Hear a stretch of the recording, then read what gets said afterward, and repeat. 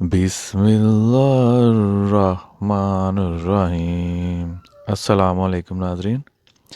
دریچے کو کھلے رہنا رکھنا، دیا اسی میں جلائے رکھنا۔ میں حرم مدنی میں بیٹھا تھا کہ ایک شخص آیا اور کہنے لگا، ابو قدامہ، تم نے اللہ کی راہ میں ایک عمر گزاری ہے، جہاد و قتال کے اس سفر کا سب سے حیرت انگیز واقعہ تو سناؤ۔ میں نے سنانا شروع کیا۔ میں اپنے چند ساتھیوں کے ساتھ صلیبیوں سے لڑنے کے لیے محاذ کی طرف روانہ ہوا۔ راستے میں رقہ شہر سے گزرے تو وہاں کی مسجد میں وعظ و نصیحت کی اور لوگوں کو اللہ کی راہ میں جہاد اور انفاق پر ابھارا۔ جب رات نے ڈیرے ڈال لیے تو میں نے رات گزارنے کے لیے کرائے پر ایک جگہ لی۔ رات کا کچھ حصہ ہی گزرا ہوگا کہ دروازہ کھٹکھٹایا گیا۔ میں نے دروازہ کھولا تو ایک خاتون کو چادر میں لپٹا ہوا پایا۔ پوچھا، کیا چاہتی ہو؟ کیا تم ابو قدامہ ہو؟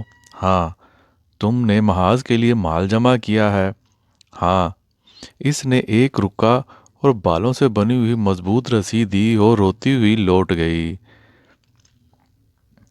میں نے رکا پڑھا تو لکھا ہوا تھا، تم نے ہمیں جہاد کی طرف بلایا مگر میں عورت ہوں، جہاد کی قدرت نہیں رکھتی۔ ہاں، مگر اپنی بہترین شے تمہارے سپرد کرتی ہوں۔ یہ میری چٹیا کی بالوں سے بنی ہوئی ہے، اسے گھوڑ کے زمام بنا لو۔ کیا خبر اللہ میرے بالوں کو اپنی راہ میں تیرے گھوڑے کی رسی بنے دیکھے تو مجھے بخش دے۔ میں اس خاتون کے حرص اور مغفرت و جنت کے شوق پر حیران رہ گیا۔ جب صبح ہوئی تو میں اور میرے ساتھی رکا سے نکلے۔ کچھ ہی آگے گئے ہوں گے تو پیچھے سے ایک گھوڑ سوار نے آواز لگائی، اے ابو قدامہ، رک جائیں، اللہ آپ پر رحم کرے۔ میں نے ساتھیوں سے کہا کہ تم چلو، میں ذرا اس کا پتہ لگا کر آتا ہوں۔ میں اس گھوڑ سوار کے پاس آیا تو وہ گویا ہوا، اللہ کا شکر ہے کہ آپ مجھے مل گئے اور میں نامراد نہیں لوٹا۔ میں نے حیرت سے اسے دیکھا۔ کہنے لگا، میں آپ کے ساتھ لڑائی کے لیے نکلنا چاہتا ہوں۔ اچھا، مگر اپنا نقاب تو ہٹاؤ تاکہ میں تجھے دیکھ سکوں۔ اگر لڑنے کے قابل ہو تو چلے جانا، اور چھوٹے ہوئے تو تمہیں واپس بھیجنا پڑے گا۔ اس نے نقاب ہٹایا تو گویا چہرہ نہیں چاند تھا۔ 17 کے لگ بھگ معلوم ہوتا تھا۔ بیٹا، تمہارا باپ کدھر ہے؟ صلیبیوں کے ہاتھوں شہید ہو چکا۔ میں اس کا بدلہ لوں گا۔ اور ماں تیری زندہ ہے؟ ہاں۔ تو بیٹا اس کے پاس جاؤ اور اس سے اچھا معاملہ کرو، کیونکہ جنت اس کے قدموں کے نیچے ہے۔ کہنے لگا، کیا آپ میری ماں سے واقف نہیں ہیں؟ نہیں تو؟ جس نے آپ کو امانت سپرد کی۔ کیسی امانت؟ ارے وہی رسی۔ کون سی رسی؟ بڑی جلدی بھول گئے ہو چچا۔ کیا کل آپ کے پاس کوئی عورت رکا اور رسی لیے نہیں آئی تھی؟ ہاں ہاں، وہ میری ماں ہے۔ اسی نے حکم دیا ہے کہ جہاد پر نکلو اور قسم دی ہے کہ واپس مت آنا۔ اس نے مجھے کہا، اے بیٹا، جب کفار سے ملو تو پیٹھ مت پھیرنا، اپنی جان اللہ کے سپرد کرو اور اسی رفیق اعلیٰ کی ہمایگی طلب کرو۔ جاؤ اپنے باپ اور ماموں کے ساتھ جنت میں رہو بیٹا۔ اللہ نے تجھے شہادت دی تو میری شفاعت بھی کرنا۔ پھر اسی نے مجھے سینے سے لگایا اور آسمان کی طرف دیکھ کر کہا، الہی، سیدی، مولائی، یہ میرا بیٹا ہے، میرے دل کی ٹھنڈک، میرے جگر کا ٹکڑا، تجھے سونپتی ہوں، بس اس کے باپ اور ماموں سے ملا دے۔ پھر وہ لڑکا کہنے لگا، آپ کو خدا کا واسطہ ہے، مجھے اپنے ساتھ لے جانے سے مت روکیے۔ میں انشاءاللہ شہید بن کر شہید ہوں۔ میں اللہ کی کتاب کا حافظ ہوں اور گھڑ سوار و تیر اندازی جانتا ہوں، کم عمر سمجھ کر کمتر مت سمجھیے۔ میں نے جب اس کے جذبات دیکھے تو اسے ساتھ لے لیا۔ خدا کی قسم، وہ سواری میں سب سے تیز رفتار تھا اور پڑاؤ کے وقت سب سے چاق و چوبند، ہمیں وقت ذکر الہی اس کی زبان پر جاری رہتا۔ سفر کے دوران ہم ایک جگہ اترے، ہمارا روزہ تھا۔ لڑکے نے اصرار کیا کہ میں افطاری بناؤں گا۔ وہ افطاری بنانے چل پڑا۔ کافی دیر ہو گئی مگر آیا نہیں۔ میرے ساتھی نے کہا، ابو قدامہ، ذرا جا کے دیکھو تو صحیح تمہارے دوست کا کیا معاملہ ہے۔ میں گیا تو دیکھا کہ لڑکے نے لکڑیاں جلا کر دیچکا چڑھا رکھا ہے، مگر تھکاوٹ اور نیند کے مارے پتھر پر سر رکھ کے سو چکا ہے۔ میں نے اسے اٹھانا مناسب نہیں سمجھا، مگر خالی ہاتھ لوٹنا بھی درست نہیں تھا۔ سو میں کھانا تیار کرنے لگا اور لڑکے کو دیکھتا رہا۔ کیا دیکھتا ہوں، وہ لڑکا مسکرا رہا ہے، پھر اس کی مسکراہٹ شدید تر ہو گئی، حتیٰ کہ کھل کر ہنسنے لگا، پھر یکدم اٹھ بیٹھا۔ جب مجھے دیکھا تو گھبرا گیا اور کہنے لگا، او آپ کو لیٹ کر دیا، مجھے کھانا بنانے دیجیے، میں جہادی سفر میں آپ کا خادم ہوں۔ میں نے کہا، اللہ کی قسم تجھے کچھ نہیں بنانے دوں گا حتیٰ کہ تو مجھے بتائے گا کس چیز نے تجھے ہنسایا۔ کہنے لگا، یہ تو بس ایک خواب تھا، چھوڑیے، میں نے اللہ کی قسم دی کہ تو مجھے لازمی بتا۔ کہنے لگا، چچا جان، میں نے خواب میں دیکھا کہ میں جنت میں ہوں، اس کا حسن و جمال ایسا ہے جیسے اللہ کی کتاب بتاتی ہے۔ میں حیرت کے مارے چلتا جا رہا تھا۔ میں نے ایک جگمگاتا محل دیکھا، ایک اینٹ سونے کی اور ایک چاندی کی تھی، چھت موتیوں، یاقوت اور جواہر سے بنی، اور دروازے سونے کے تھے، اور لڑکیاں دروازوں کے پردے اٹھا رہی تھیں، ان کے چہرے چاند تھے۔ میں ان کے حسن و جمال پر حیرت تھا۔ یہ لڑکی میری طرف سے اشارہ کرتے ہوئے اپنی سہیلی سے کہنے لگی، یہ مرضیہ کا خاوند ہے اور وہ اس کی بیوی مرضیہ ہے۔ میں نے لڑکی سے کہا، تم ہو مرضیہ؟ کہنے لگی، میں اس کی ایک ادنی سی خادمہ ہوں، مرضیہ محل میں ہے، جاؤ اندر۔ میں داخل ہوا تو محل کے اوپر والی منزل میں سرخ سونے سے بنے کمرہ دیکھا، جس پر سبز زبرجد کام تھا۔ اس کے ستون چمکتی چاندی کے تھے۔ اس میں ایک لڑکی تھی جس کا چہرہ سورج کی مانند چمک رہا تھا۔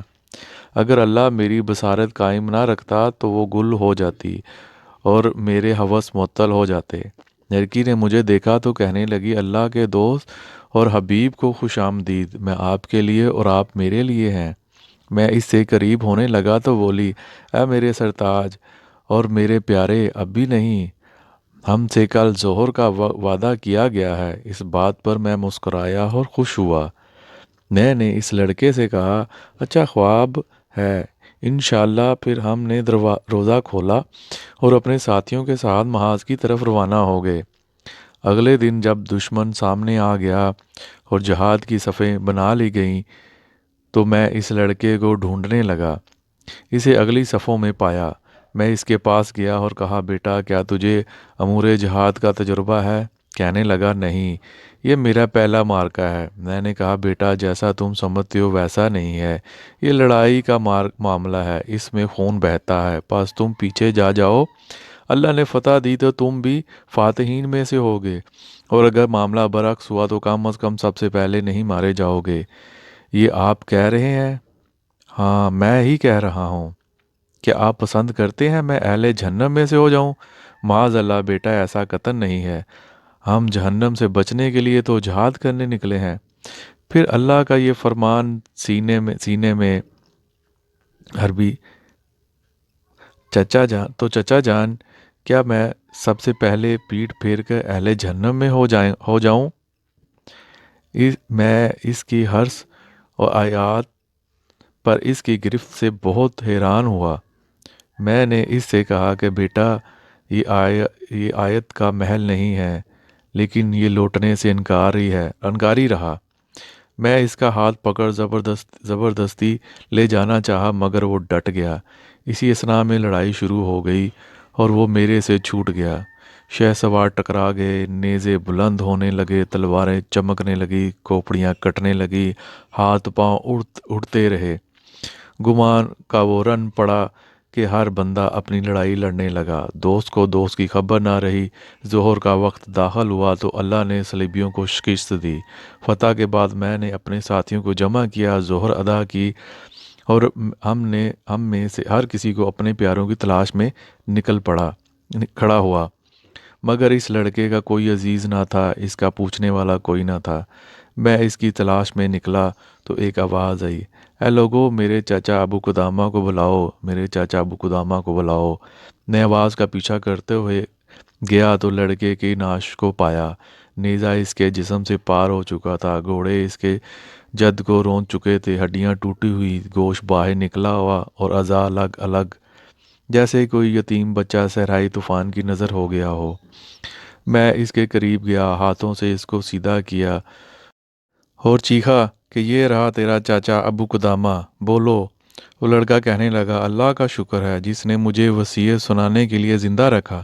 پس غور سے سنیے۔ میں اس کی حالت پر رو پڑا، مجھے اس کی خوبیاں اور اس کا حسن و جمال یاد آیا۔ اس کی ماں کی یاد آئی کہ جس نے اپنے خاوند اور بھائی کا غم کاٹا اور اب اس جگر گوشے کا کاٹے گی۔ میں اپنے کپڑے سے اس کی چہرے کا خون صاف کرنے لگا، کہنے لگا، چاچا اپنے کپڑے سے کیوں گندا کرتے ہو؟ میرے کپڑے سے پونجو۔ میرے پاس کوئی جواب نہ تھا۔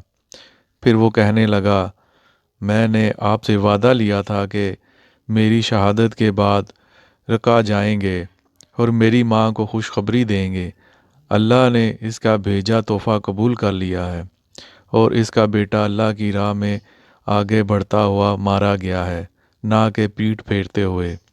اگر اللہ نے میری شہادت قبول کی تو میں اپنی ماں کا سلام اپنے باپ اور ماموں کو پہنچاؤں گا۔ پھر کہنے لگا، چچا جان، مجھے ڈر ہے کہ میری ماں کو یقین نہ آئے۔ آپ میرا خون آلود کپڑا ساتھ لے جانا تاکہ اسے یقین آ جائے اور اسے کہنا کہ اب جنت میں ملیں گے۔ اور اے چچا جان، جب آپ میرے گھر جائیں تو میری 9 سالہ بہن ہے۔ میرے گھر آنے پر وہ خوش ہوا کرتی تھی اور نکلنے پر غمگین۔ اس نے اپنے باپ کا غم دیکھا اور اب میرا دیکھے گی۔ اس نے نکلتے وقت مجھے کہا تھا کہ بھیا دیر مت کرنا، بس آپ اسے دلاسا دیجیے گا اور اس سے کہنا کہ میں آپ کا بھائی ہوں۔ پھر اس کی سانسیں اکھڑنے لگی کہ رہا تھا کہ چاچا جان، کعبے کے رب کی قسم، خواب سچا ہوا۔ مریضیہ میرے سرہانے کھڑی ہے اور میں اس کی مہک محسوس کر رہا ہوں۔ پھر اس نے حیرت کی اور اس کی رگ پر پڑی اور اس نے جان اللہ کے سپرد کر دی۔ میں نے اس کا کپڑے کا ایک حصہ لیا۔ جب اسے دفنا چکا تو میرے سب سے بڑا کام اس کی وصیت پر عمل درآمد تھا۔ میں رکا لوٹ گیا۔ مجھے اس کی ماں کا نام و مکان کا کچھ اتا پتہ نہ تھا۔ گھومتے پھرتے میں ایک گھر کے سامنے پہنچا جس کے دروازے پر ایک بچی کھڑی تھی جو ہر گزرنے والے سے پوچھتی تھی، چچا جان کہاں سے آ رہے ہو؟ اگر وہ کہتا جہاز سے تو اپنے بھائی کا پوچھتی، مگر کسی کو اس کا معلوم نہ تھا۔ حتیٰ کہ وہ رو پڑی، کہنے لگی، کیا ہو گیا کہ سارے لوگ آ رہے ہیں مگر بھیا نہیں آ رہا؟ میں نے اس کا حال دیکھا تو اس کے پاس گیا۔